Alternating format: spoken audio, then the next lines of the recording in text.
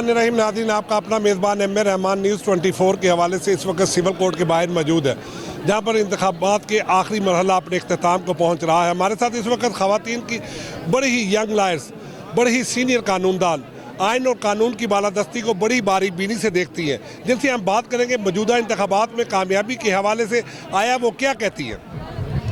बिस्मिल्लाहिर्रहमानिर्रहीम। जैसा कि आप देख रहे हैं कि हमारी बार एसोसिएशन के सालाना इलेक्शन है आज लाहौर बार के, जब इसके बाद जैसे हाई कोर्ट के, इससे पहले सुप्रीम कोर्ट के, तो हम वकला उस पैनल को सिलेक्ट करते हैं और साथ में उम्मीद रखते हैं जो बार बेंच के लिए हमारे लिए अच्छा हो और स्पेशली रूल ऑफ लॉ के लिए, ना सिर्फ हमारे वकला बल्कि हमारे मुल्क पाकिस्तान के लिए इंटरनेशनल लेवल पर जो डिफेम हो रहा है उसकी बेहतरी के लिए काम हो सके। अच्छा मैडम जी, मौजूदा आइन और कानून की बालादस्ती के हवाले से अदलिया के किरदार से आप किस हद तक मुतमईन हैं? देखें, जिस तरह से आप देख रहे हैं देख रहे हैं जिस तरह से आप कि इस टाइम जो एज ए पपेट उनको कॉशन दिया जाए, जो उसको फॉलो कर ले तो वो गुड है, अदरवाइज़ आपके सामने ही हालात हैं। अल्लाह खैर करे, अल्लाह पाक करें कि हमारे मुल्क के लिए, हमारी जुडिशरी के लिए और स्पेशली रूल ऑफ लॉ और कॉन्स्टिट्यूशन की बहाली के लिए, आइन और कानून की बालादस्ती और कानून की बहाली के लिए, जैसा कि आप देख रहे हैं कि आजकल जो मुल्क की हालात हैं, आपको कॉन्स्टिट्यूशन जो है वो सस्पेंड नज़र आ रहा है। जब मुल्क में इस तरह से कानून का इस्तेहसाल होता है तो चीज़ें अपने अच्छाई की तरफ नहीं जा रही होती हैं। क्या आप समझती है कि बार में तब्दीली आने के बाद इस्तेकाम पाकिस्तान और अदलिया का किरदार बेहतर होगा? देखिए, आपको एक यहाँ पे बात क्लियर करती चलूँ, पाकिस्तान का ख्वाब देखने वाले, पाकिस्तान को बनाने वाले दोनों ही लॉयर्स थे। और आप ये भी देखिए कि जो तहरीकें या जो मूवमेंट्स जिनमें लॉयर एक्टिवली पार्टिसिपेट करते हैं वो सक्सेसफुल होती हैं।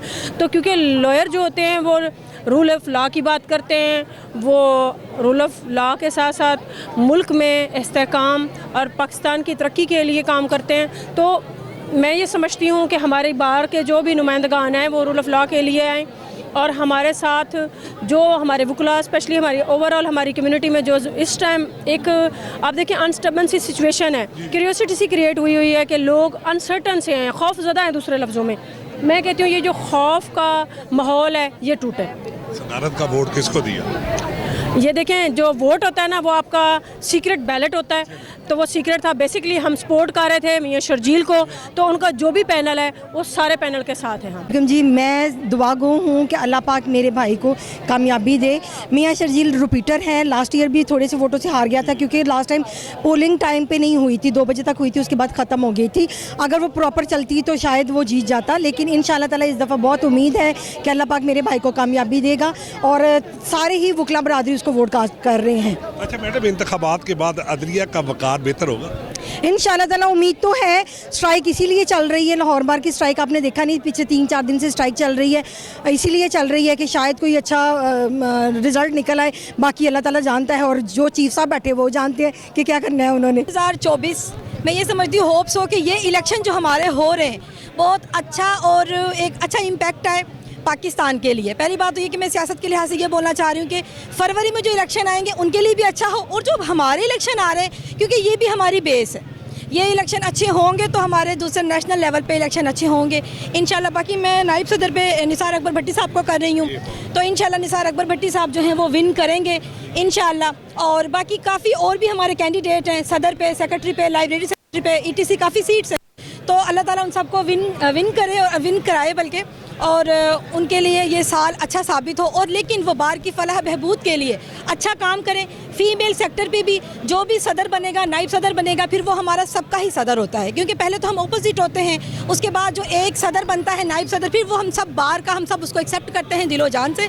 और वो सबके सदर होते हैं। इंतखाबात के बाद ख़वातीन के सुलगते हुए मसाइल हल होंगे इंशाल्लाह। मैं ये समझती हूँ कि यही तो मैं कह रही हूँ कि 2024 में कोई ऐसा ट्रंच सिस्टम हो कि फ़ीमेल के जो मसले मसाइल हैं उनको हाईलाइट किया जाए, ट्रंच सिस्टम बनाया जाए, लोकल कमीशन, ऑक्शनर, ये चीज़ें जो है फ़ीमेल के लिहाज से, या फिर सिटिंग चाहिए होती है फ़ीमेल को, ये चीज़ें आनी चाहिए। अल्लाह ताला इनको तौफीक और हिदायत भी दे। सबसे पहले बात तो ये है कि अदलिया का किरदार जो है इस मुल्क में सबसे पहले है, चूँकि अदलिया ने हमेशा जो है वो बोल्ड किस्म के फ़ैसले दिए हैं। और अब इस मौके के ऊपर जब सूरत हाल सियासी बहुत ज़्यादा गर्म है, बहुत ज़्यादा गहमा गहमी भी बहुत ज़्यादा बढ़ गई है, इलेक्शन भी बिल्कुल आपके 8 फरवरी पे करीब हैं, 1 महीना भी नहीं रह गया है, कागजात भी मुकम्मल तौर पे जमा हो चुके हुए हैं। जिन लोगों के कागजात मुस्तरद हो गए हैं उन लोगों की अपील भी पेंडिंग है। वो लोग अपने मामलात को बाहर के इंतखाबात की कामयाबी के बाद आया सुलगते हुए मसाइल लायर्स के हल होंगे? बिल्कुल हल होंगे जी। और हमेशा मुझे तकरीबन या हम सारे दोस्तों को तकरीबन जो है वो 10 साल से ज़ायद हो गए हैं हमारी प्रैक्टिस को। हमने हमेशा ये देखा है कि जो भी कैबिनेट आती है वो हमारे वकला के लिए हमेशा अच्छी होती है और हमेशा कुछ ना कुछ स्टेप्स ऐसे हैं। मौजूदा दौर में अदलिया के किरदार को किस नज़र से देखते हैं? अदलिया का कलीदी किरदार है जी। जजेस जो है वो रिजाइन कर गए जी, वो रिज़ाइन करना एक उनका अपना कोई इशू हो सकता है या कोई ऐसी बात हो सकती है जिसको वो बेहतर समझते हैं। जो बैठे हुए हैं हमारा उनके ऊपर एतमाद है और हम समझते हैं वो कानून के मुताबिक फ़ैसला करेंगे। अगर वो कानून के मुताबिक फ़ैसला नहीं किसको करेंगे, देंगे आप?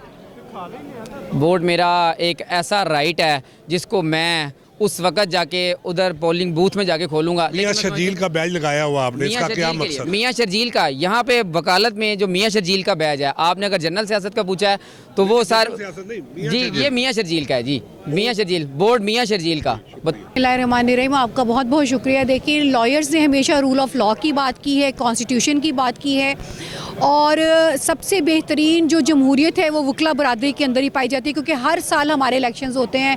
चाहे मुल्क के हालात कैसे भी हों, वकला के इलेक्शंस कभी नहीं रुकते और ये जमहूरियत की एक बेहतरीन मिसाल है। और मैं समझती हूँ कि इस वक्त जो हमारी अदलिया है, ख़ास तौर पर मैं सुप्रीम कोर्ट की अगर बात करूँ और अपने चीफ जस्टिस की बात करूँ तो बेहतरीन फ़ैसले, मुदल्लल फ़ैसले आ रहे हैं। देखिए जी, अगर जजेस ने रिज़ाइन दे दिया है तो उनको चाहिए कि वो स्टैंड ले, वो फेस करें अगर उनके ऊपर कोई रेफरेंस फाइल हुआ है। क्योंकि ये जो रेफरेंस फाइल हुआ है इसमें खुद मैं भी कंप्लेनेंट थी। मुज़ाहिर अली अकबर नकवी साहब के खिलाफ एक कंप्लेनेंट, 10 कंप्लेनेंट्स थे जिसमें एक कंप्लेनेंट मैं खुद भी थी और वो एविडेंसेस ऐसी आ रही थी उनके वजह से उनके खिलाफ, जिसकी वजह से वो रिज़ाइन दे दिया ताकि वो ये चाहते कि मुझे सारी मराहत जो हैं वो रिटायरमेंट के बाद भी मिलती रहे। इस वजह से वो रेफरेंस को फेस करने से इनकारी हैं। अस्सलाम वालेकुम, मेरा नाम Zunaira Sindhu advocate high court है और मेरे मुताबिक ये जो इलेक्शंस का एक दौरा होता है कि बेंच और बार में जो ताल्लुकात होते हैं उनको हमवार करने में बड़ा अहम किरदार अदा करता है। इसमें हमने अपने कैंडिडेट्स चुने हैं, हम उनसे यही एक्सपेक्ट करते हैं कि वो हमारे जितने भी मसाइल हैं उनका बेहतरीन हल के लिए बेंच से हमारे बेहतर तहफ़्फ़ुज़ात जो भी हमें हैं तो उसके लिए हमारे लिए काम करेंगे। हम इनके लिए कोशा हैं और हमारी यही दुआ है कि अल्लाह ताला जो भी कैंडिडेट हैं उनको कामयाब करें। और ओहदा वैसे भी मुंजाने बल्ला होता है और जो बेहतर इसके लिए जो डिज़र्व करता है अल्लाह ताला उनको कामयाब करे। राना नईम ताहिर को वोट हमने प्रोफेशनलिज्म को दिया है। राना नईम ताहिर जो इसके काबिल था, हमें लग रहा था कि राना नईम ताहिर हमारे आइडियल है, वो प्रोफेशनल लॉयर हैं और वो वकला की वेलफेयर के लिए कुछ करेंगे। राना नईम ताहिर की कामयाबी के हवाले से किस हद तक मुतमईन है आप? राना नईम ताहिर की कामयाबी के हवाले से तो हम बहुत हद तक मुतमईन हैं, क्योंकि हमारा वो लीडर है, हम उसके पीछे ही हैं, हम उनके वोटर सपोर्टर हैं, तो हम कैसे कह सकते हैं कि हम नहीं मुतमईन। इंशाल्लाह ज़रूर होंगे, उम्मीद तो है। वोट किसका? सिर्फ सैफ खोखर को है अभी तो। सैफ खोखर का जी। अस्सलामुअलैकुम। सबसे पहले तो ये है कि अब तक तो मामला बड़े खुश उसलूबी से चल रहे हैं और उम्मीद है कि इंशाल्लाह ऐसे खुश उसलूबी से चलेंगे तो हम यहाँ पे अपनी प्रॉपर फोर्स के साथ प्रॉपर ड्यूटी लगा के बैठे। नफरी तैनात की गई है आज यहाँ पे तकरीबन 1500 के करीब नफरी हमारी है जी। और इसे हमारे एसपी साहब जो है एसपी सिटी काजी अली रज़ा साहब वो हेड कर रहे हैं और इनके साथ डीएसपीज़ और एसएचओ मौजूद हैं। इसके बाद ये है कि बस हम यही चाहते हैं कि बखैर ऑफिस से अगला टाइम भी गुजर जाए और अनाउंसमेंट के बाद सब जो कैंडिडेट्स हैं वो हंसी खुशी अपने घर जाए फायरिंग किए बगैर। मैं ये समझता हूँ कि इंशाल्लाह ताला आज का जो सालाना इलेक्शन रवायती जोश व खरोश के साथ चल रहा है, इंशाल्लाह वकला बरादरी इंडिपेंडेंट ग्रुप के कैंडिडेट मुनीर हुसैन भट्टी को बड़ी कामयाबी से हमकिनार करेगी। और चूँकि वकला बरादरी ये समझती है कि हम वकला की वेलफेयर के लिए काम करते हैं, बार की वकार के लिए काम करते हैं, वो कानून और आइन की बालादस्ती के लिए काम करते हैं, इसलिए मैं समझता हूँ कि इंशाल्लाह मुनीर हुसैन भट्टी और उसके साथ हमारे हमायत याफ्ता उम्मीदवार कामयाब होंगे। अच्छा सर, बहुत से लायर्स के सुलगते हुए मसाइल आया मुनीर हुसैन भट्टी की कामयाबी के बाद हल होंगे पहली फुर्सत में? इंशाल्लाह होंगे।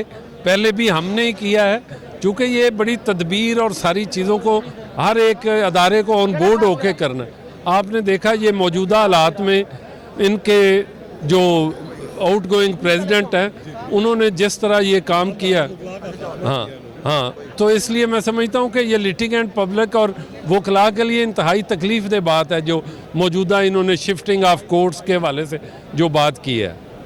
जी नाज़रीन, ये थे एहसन बून साहब जो कि आइन और कानून की बालादस्ती को बड़ी बारीक बीनी से देखते हैं। उनका कहना है कि कामयाबी मनीर हुसैन भट्टी के कदम चूमने पर मजबूर होगी। इसी के साथ अपने मेज़बान एम ए रहमान को न्यूज़ 24 से इजाज़त दीजिए। अल्लाह हाफिज़।